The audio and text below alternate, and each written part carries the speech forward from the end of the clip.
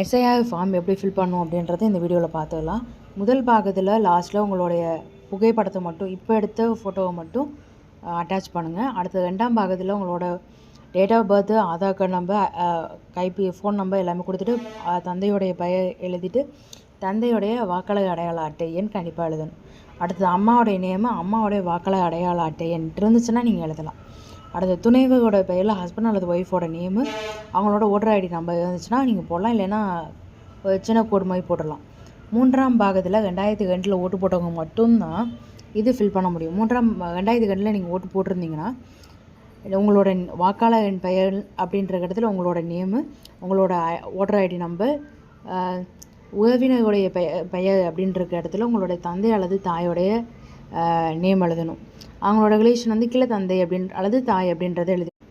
அடுத்தது மாவட்டம், மாநிலம், சட்டமன்ற தொகுதியின் பெயர் இதெல்லாமே நீங்கள் எழுதிடுவீங்க. பாகமேன் வரிசை எண் அங்கே பூத்தில் சொன்னாலே, இல்லைன்னா உங்கள் ஓட்டர் ஐடியிலே அது இருந்துச்சுன்னா நீங்கள் போட்டுக்கலாம்.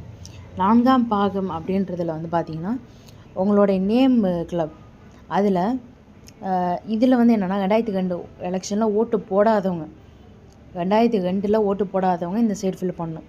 அதில் பெயர் அப்படின்ற இடத்துல உங்களோட தந்தை அல்லது தாயோட பெயர், அவங்களோட ஓட்டர் ஐடி நம்பர், அவங்க இப்போ உங்களுடைய தாத்தா பாட்டின்னு உறவினர் பெயர்ன்ற இடத்துல உங்களுடைய அம்மாவோடைய அப்பா இல்லை அப்பாவோடைய அப்பா அதுமாரி தாத்தா பாட்டி பெயர் அதை ஃபில் பண்ணுவீங்க. அவங்க தாத்தாவா பாட்டியா அப்படின்றத போட்டுட்டு அது மாவட்டம், மாநிலம், சட்டமன்ற தொகுதி அப்படின்றத போடுவீங்க.